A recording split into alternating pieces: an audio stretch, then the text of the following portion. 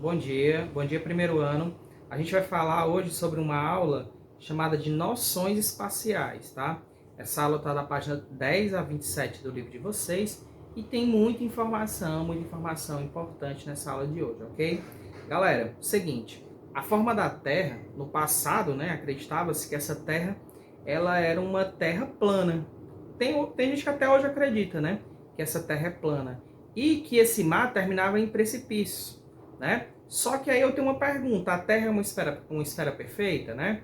Então, desde o passado, os gregos já diziam que a forma da Terra era esférica, tá? E aí, na atualidade, eu tenho imagens de satélites, pessoal, que comprovam que essa Terra ela é esférica, tá? Não é uma esfera perfeita, mas é uma esfera. E aí, em 247 a.C., o grego Erastótenes, calculou a circunferência da Terra e ele chegou a uma medida bem próxima da medida calculada atualmente. Então, em 247 a.C., ele chegou a um cálculo bem próximo da esfera da Terra, né? Incrível o cálculo que ele fez na época. E aí, em 12 de abril de 1961, o cosmonauta soviético Yuri Gagarin foi o primeiro ser humano a fazer uma viagem, né, ao espaço, e aí ele comprovou a esfera da Terra, né? Ele fala lá uma célebre frase onde ele fala que a Terra era esférica, né? A Terra é redonda, pessoal, né? Então ele fala lá de cima quando ele consegue ver. Agora, a Terra é uma esfera perfeita? Não. Aí a gente mostra mais ou menos essa imagem, tá? Essa imagem aqui ao lado, pessoal, permite que a gente perceba que a superfície terrestre ela possui irregularidades, né? Eu vou até pegar aqui um ponteiro, uma caneta, ó. Então eu tenho aqui, ó, irregularidades, né? A Terra é toda irregular. Isso, gente, por conta do nosso relevo, né? Altos e baixos aí do relevo. E a Terra ela é um geóide, tá? Ela é achatada nos polos. Então, nesses polos, Polo Norte e Polo Sul, eu tenho achatamentos.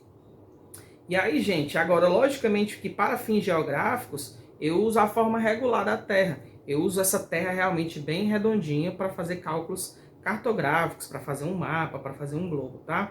Aqui eu tenho nesse mapa, gente, as cores amarelas e vermelhos que indicam locais onde tem mais gravidade, tá? E essas partes que são em azul claro, né, e azul escuro são partes onde eu tenho uma gravidade menor. Sabemos que a força aí que permite a vida na Terra também é a força da gravidade. E aí, por que é importante saber a forma da Terra, pessoal? É importante saber para a gente conhecer, né, a nossa forma de se orientar. Então, saber aí as formas da Terra, a gente vai ter uma ideia da história, como é que a gente vai poder se orientar. E aí, uma das formas de orientação é a bússola, né?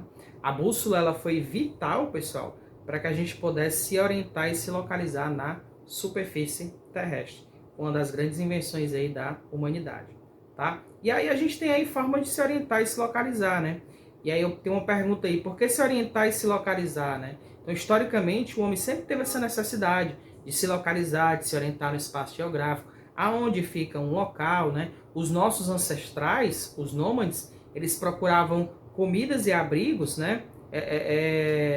Para saber as localizações, logicamente, para poder se alimentar. Eu tinha a parte, né, das grandes navegações, as rotas comerciais, onde é que eu ia me localizar, a questão das guerras, era importante saber a localização. E aí, atualmente, eu tenho a necessidade de encontrar também pontos turísticos, né? Um melhor caminho para o trabalho, um melhor caminho para a escola. Então, a importância que a gente dá realmente para a nossa localização. E aí eu tenho algumas situações do dia a dia, né? Onde fica a sua casa, como faço para chegar até lá, existe alguma agência bancária mais próxima, algum restaurante aqui próximo. Então, geralmente, quando você vai dar uma localização, você dá o quê? Um ponto de referência.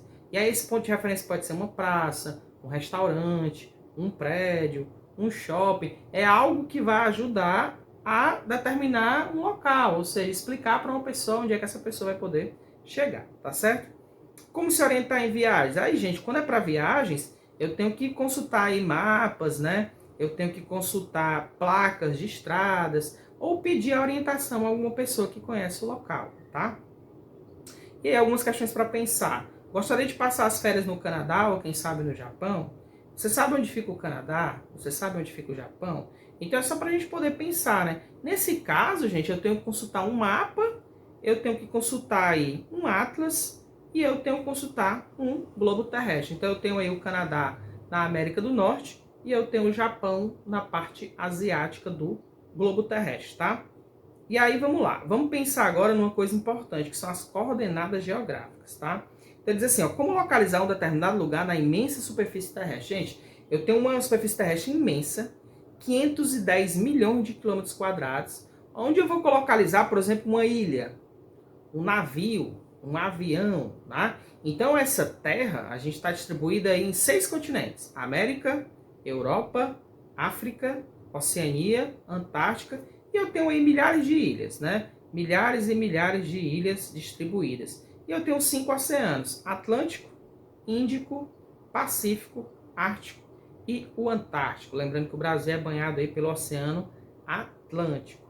E aí, gente, diante dessa imensa superfície terrestre, como é que eu vou saber a localização exata de um determinado local, de um determinado ponto, aonde é que está um avião, onde é que está um navio? É claro que hoje eu tenho instrumentos mais modernos para fazer essa localização, mas é importantíssimo a gente poder se localizar aí no globo, tá? Como saber a localização exata de uma cidade? Então, pessoal, eu tenho aí linhas imaginárias que a gente vai aprender nessa aula, tá? E aí essas coordenadas geográficas, a gente vai ver aí quais são as linhas geográficas. Por exemplo, nas coordenadas geográficas eu tenho os paralelos e eu tenho os meridianos. Tudo isso vocês já viram alguma vez na vida de vocês. É apenas aqui uma revisão que o primeiro ano entra com essas informações, tá certo? Mas, gente, paralelos e meridianos são linhas imaginárias que são criadas para que a gente possa se localizar no globo terrestre, tá? O primeiro que eu trouxe para vocês são os paralelos. Esses paralelos, tá? Eles são linhas que estão de formas horizontais. Qual é o meu paralelo principal? A linha do Equador, tá? Aqui está colocado o Equador em aportuguesado, né? Em português, né? A gente sabe que Equador não se escreve assim, é Q-U-A, né? Equador. E aí, pessoal, eu tenho aí os nossos paralelos, tá? Trópico de Câncer é um paralelo, Trópico de Capricórnio é um paralelo, os nossos polos, Polo Norte e Polo Sul, são paralelos. Então aqui são linhas imaginárias que estão perpendiculares à linha do Equador. Essa linha do Equador divide a Terra em norte e sul, tá?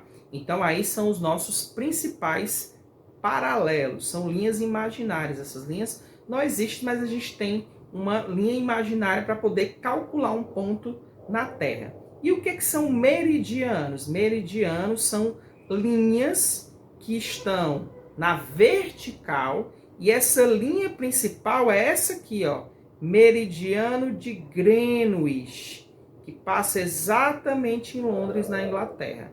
Então eu tenho outras linhas, todas essas outras linhas que estão traçadas aqui ao meridiano de Greenwich são considerados aí meridianos. Ele divide a Terra aqui em leste e oeste. Leste também chamado de oriental e oeste chamado de ocidental. O meridiano de Greenwich é o marco zero, é o meridiano zero. E aí eu tenho para o leste ou oriental, que a gente vai ver mais na frente que quando eu estiver falando de horas, as horas irão aumentar para leste, e quando eu estiver falando para oeste, as horas irão diminuir. A gente vai ver um pouco sobre isso, tá? Também é uma linha imaginária. Então, se eu traçar um ponto do meridiano com um paralelo, eu tenho uma ideia de onde está esse ponto no globo terrestre, ok? E aí, gente, eu tenho, por exemplo, as latitudes. Distância medida em graus, tá? De cada paralelo em relação à linha do Equador. Então, por exemplo, eu vou marcar um ponto bem aqui assim, ó. Vou marcar um ponto. Esse ponto para a linha do Equador, esse ponto vai ser o quê? A minha distância em graus para o Equador. Então, isso aqui será a minha latitude, tá certo? Essa latitude vai de zero, aí na linha do Equador eu tenho zero, ó, tá aqui, ó, zero, e ela vai até 90 graus norte, e ela vai até 90 graus sul. Polo norte, 90 graus, polo sul, mais 90 graus. E a longitude, professor? A longitude é a distância medida em graus a partir de Greenwich. Greenwich é zero, então tá aqui, ó, essa linha central aqui é zero, ó, meridiano de Greenwich, tá? E aí eu tenho para o leste 180 graus e para o oeste 180 graus. 180 mais 180 dá 360 graus, que é a circunferência completa da Terra. Se eu começar aqui de zero e fizer uma volta completa ao redor da Terra, eu estarei dando uma volta de 360 graus, ok? Gente, aí eu tenho dois movimentos importantes, né? Eu tenho um movimento de rotação e movimento de translação, e a gente vai ver um pouco sobre a questão desses dois movimentos e um pouco do fuso horário, tá? Movimento de rotação é aquele movimento que a Terra faz sobre o seu próprio eixo. E aí a Terra, ela faz esse movimento, que esse movimento indica os dias e as horas, e esse movimento os dias e as noites, e esse movimento, ele é feito pelo dia. Eu dou uma rotação completa ao redor do seu próprio eixo, a Terra faz com 23 horas, 56 minutos e 4 segundos, ok? E a gente arredonda para 24 horas. Aí eu tenho uma perguntinha, ó. Por que no Brasil a hora é diferente do horário no Japão? Por que no Brasil agora é dia e lá no Japão é noite? Por conta do movimento de rotação. Dependendo do local onde a Terra esteja rodando, ela está recebendo iluminação. Então, se ela está recebendo iluminação desse lado é dia, do outro lado é noite. Aqui, quando for dia, desse lado será noite, tá? Então, isso é um movimento de rotação. Então, como eu falei, ó, 23 horas, 56 minutos e 4 segundos. Então, esse movimento, pessoal, é importante destacar que ele é anti-horário. Então, a Terra ela faz um movimento de oeste para leste. Veja bem, ó, eu coloquei um relógio aqui para ajudar. Ó. Esse movimento aqui do relógio, esse movimento aqui, ó, é o movimento que a gente chama de horário, né? O que é um movimento anti-horário? É um movimento que vai, ó, desse ponto para cá. Então ele vem de oeste para leste. Ele faz esse movimento, ó, oeste para leste, tá certo? O Sol nasce no leste e se põe no oeste. Mas ele faz esse movimento, ok? E aí ele é responsável pela sucessão dos dias e das noites. Importantíssimo, tá? Galera, e aí a gente vem para a parte de fuso horário. Para a gente poder entendemos o movimento de rotação, vamos entender o que é um fuso horário. Por que as horas não são iguais no planeta? Por que agora é um horário aqui no Brasil, em Londres é outro horário? Por que em Pequim é outro horário? Por que no Japão é um outro horário? Então esse movimento de rotação, ele vai indicar esses horários. Então, as horas, pessoal, elas são diferentes no planeta por conta realmente do movimento de rotação. E vamos entender então o que é um fuso horário. Veja bem, foi criado um sistema para regulamentar as diferenças de hora do planeta. Eu tenho 24 fusos. Cada fuso indica uma hora. Se você estiver no mesmo fuso de uma pessoa, de uma localidade, é a mesma hora. Por exemplo, Fortaleza está no mesmo fuso de Brasília, que é o horário oficial do Brasil. A gente tem a mesma hora de Brasília, tá? Então, como é que eles fizeram o cálculo? Eles pegaram a circunferência da Terra, que é 360 graus, dividiram por 15 meridianos, tá?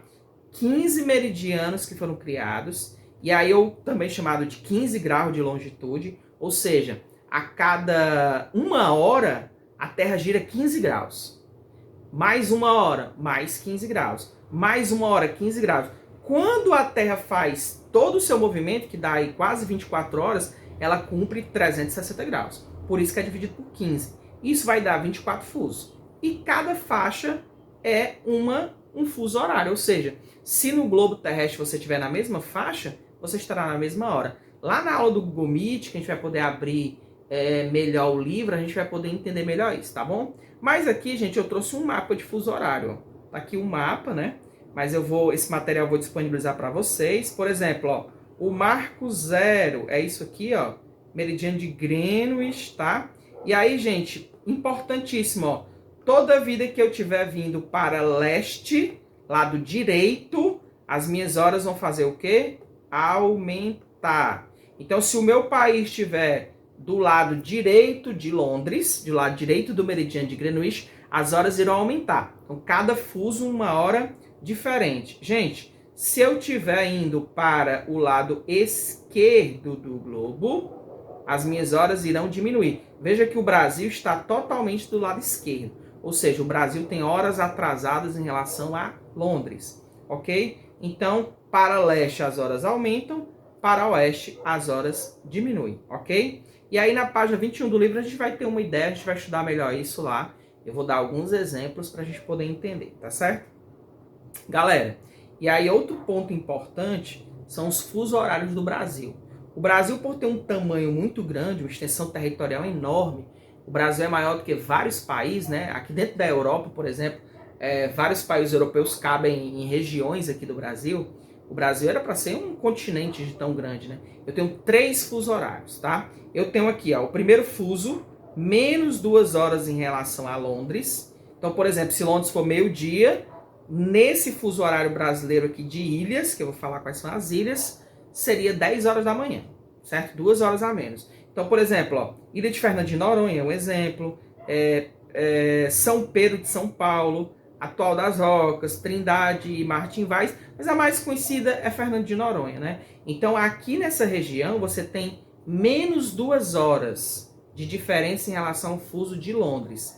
Quando você chega nessa outra parte aqui, que está toda em verde aqui, pessoal, ó, e aí eu tenho bem aqui o Ceará, ó, Ceará, que está no mesmo fuso do Distrito Federal, então a gente tem menos 3 horas em relação a Londres. Então, quando Londres for meio-dia, né, aqui em Brasília vai ser o quê? 9 horas da manhã.